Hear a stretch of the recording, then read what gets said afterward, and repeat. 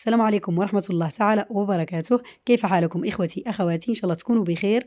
أنا بخير والحمد لله. مرحبا بكم في قناة زوزو الأضرارية اللي محتواها يشمل كل الأكلات التقليدية وكل ما هو تقليدي لولاية أضرار وضواحيها.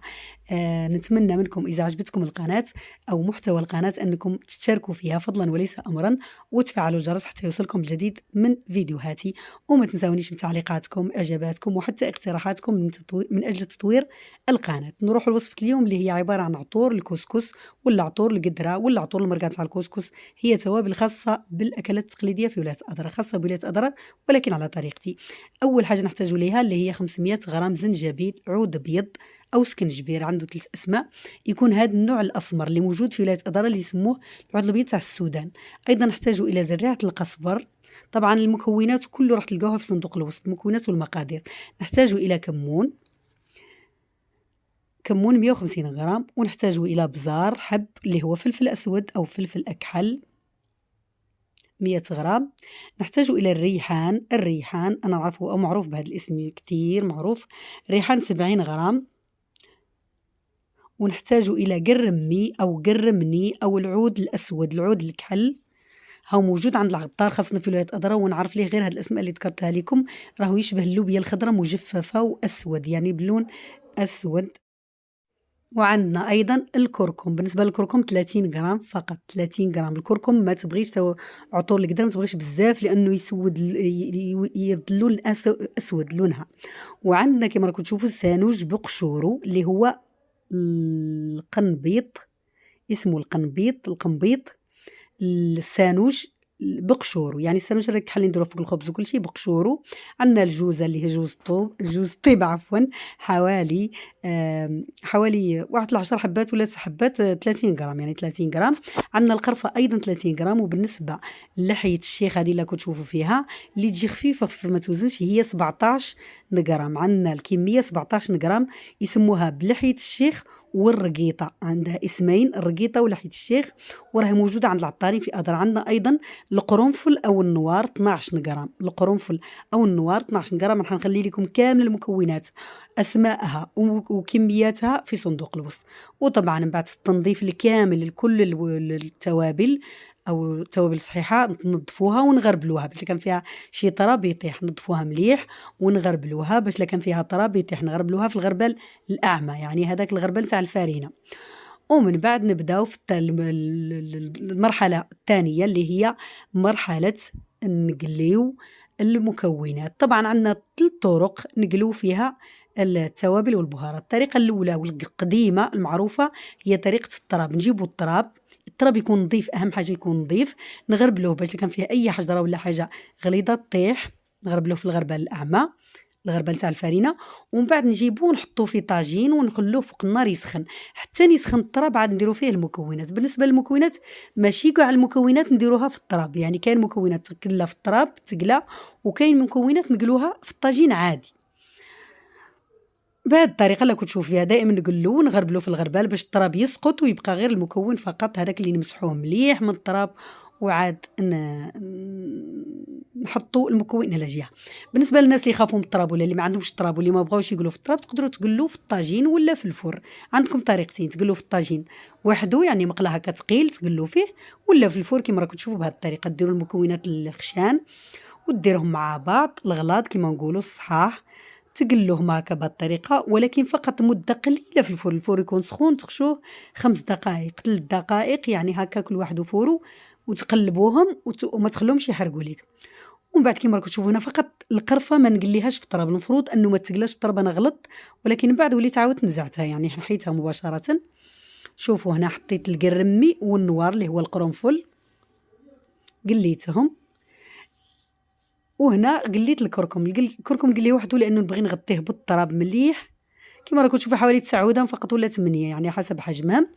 وتخلوه حتى نبداوه لانه هو يحتاج مده اطول، يعني من 7 دقائق حتى 10 دقائق، والتراب يكون سخون حتى تشوفوا هكا بدا يتفلق ولا ريحته تطلع. عاد تبداو تغربلوه، دائما تقلوا المكون وتغربلوه. بالنسبه للمكونات اللي نقلوهم والغلاط فقط، يعني اللي نقلوهم في التراب اللي هما العود الابيض والعود الاصفر وال وال وال والقرمي والنوار فقط، هادو اللي نقلوهم، وجوز الطيب هادو اللي نقلوهم في التراب.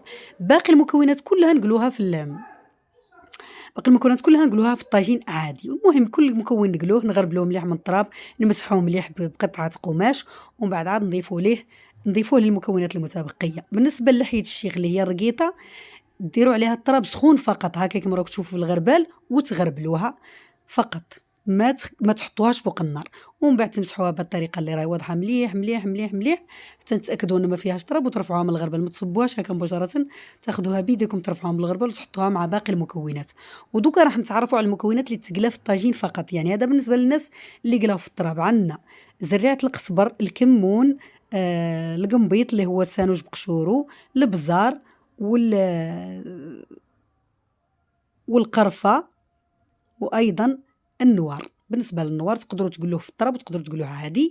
وبالنسبه للناس اللي ما بغاوش يقولوا في التراب تقدروا تقولوا كامل المكونات عادي في المقله، ولا تقلوهم في الكوشه. لكم كامل الاختيار. المهم انك تشمموه من النار كيما نقولوا، تشموه من النار فقط باش ما يكونوش خضرين كيما نقولوا، يعطيكم نكهه افضل ورائحه افضل. المهم نبدا نقلي كل مكون وحده. طبعا زريعه القزبر هي الاولى، نقليها وحدها.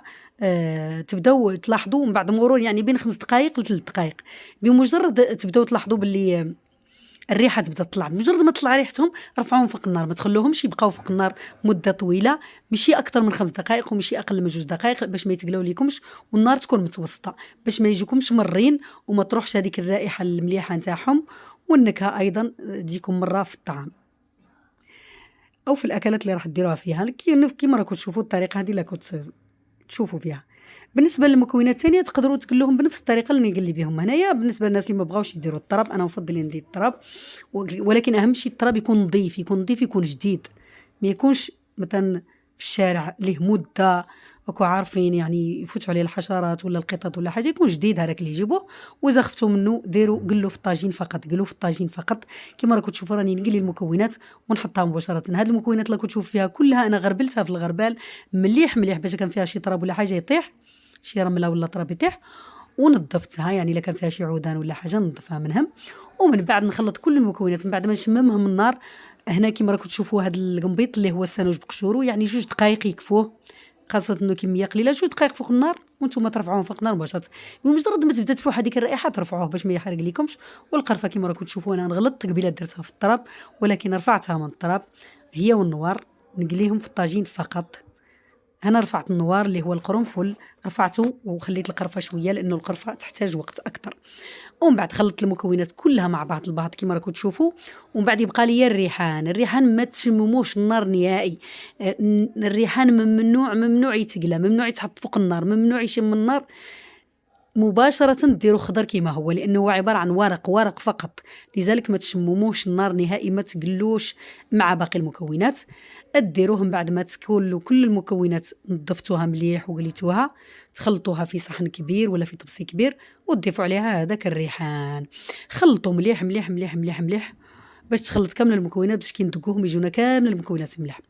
الطريقة الأولى اللي كانوا أجدادنا يدقوا بها واللي لغاية الآن كان بعض الأسر يديروها وحتى أنا كنت نديرها، ولكن أنا لأني كنت متعبة، هي طريقة أنكم تدقوه في المهراز نتاع الخشب.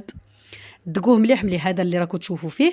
وبالنسبة اللي ما عندهمش تقدروا تدقوه في المهراز النحاسي، يعني دقوه مليح، دقوا كل المكونات وتغربلوها في الغربال هذاك نتاع المردود كيما نقولوا، نتاع البركوكس يعني الخشين، تغربلوها باش تجيكم خشينه. كما راكم تشوفوا هذا اللي راه واضح في الصوره، هذا الغليظ او اللي عيونه كبار تاع المردود اكبر حجم، تغربلوا فيه باش يطيحوا لكم، باش تطيح لكم العطور نتاع الكسكس، تطيح لكم خشينه كيما نقولوا. تدقوا وتغربلوا فيه هذا، تدقوا وتغربلوا فيه هذا. انا لانه انا عندي مشكله في يدي وما نقدرش ندق، فاستعملت هذه الرحايه، ولكن نحاول قدر الامكان اني نخليهم خشينه، نخليها خشينه ونفوتها في هذا الغربال اللي راكم تشوفوا فيه كاع، نفوتها. ومن بعد طبعا نديرها في علب، شوفوا كما راكم تشوفوا تجي نوع ما خشينه، راهي مش واضحه لكم انا في الصوره، ولكن تجي خشينه، ولكن كلها حجم واحد. فقط الرقيقه اللي التوابل الرقيقة اللي تطحن بسهولة، وخاصة أنا استعملت المطحنة. بالنسبة للناس اللي ما عندهمش المطحنة تقدروا تستعملوها، تروحوا للطحان اللي يطحن، كاين بعض العشابين يطحنوا، تقدروا تروحوا ليهم ويطحنوا لكم. المهم تجيبوا علب بلاستيكية ولا علب حديدية ولا علب زجاجية، وديروا فيهم كيس بلاستيكي وتحتفظوا بالتوابل مليح، تغلقوه مليح، تغلقوا الكيس مليح، ومن بعد تغلقوا العلبة مليح باش ما تروح لكمش الرائحة والنكهة، وتحتفظوا بها في المجمدة في الكونجيلاتور، وتخرجوا الكمية اللي تكفيكم شهر 15 يوم.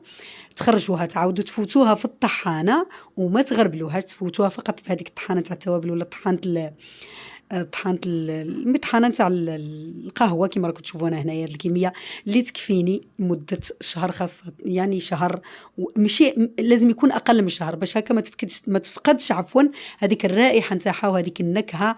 خرجوا غير بالكمية، كمية قليلة، وطحنوها واستعملوها. نتمنى أنه الفيديو يكون نال إعجابكم. نلتقي في فيديو جديد إذا كان في العمر بقية، والسلام عليكم ورحمة الله تعالى وبركاته.